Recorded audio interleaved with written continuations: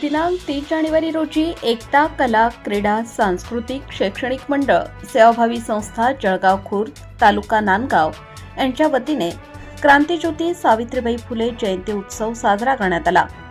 प्रथम क्रांतिज्योती सावित्रीबाई फुले यांच्या प्रतिमेचे पूजन नांदगाव कृषी उत्पन्न बाजार समितीचे माजी उपसभापती गोरख सरोदे यांच्या हस्ते करून कार्यक्रमाला सुरुवात करण्यात आली। या प्रसंगी प्राध्यापक स्वप्नील शिंदे यांनी क्रांतिज्योती सावित्रीबाई फुले यांच्या जीवन व कार्याबद्दल माहिती दिली।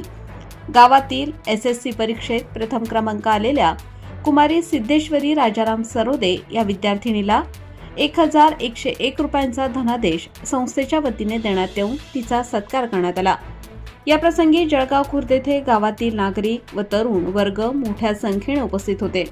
अंबादास सरोदे, अर्जुन टिळेकर, सुभाष सातदिवे, परशुराम मोतीराम सरोदे यांनी कार्यक्रमाचे प्रास्ताविक केले।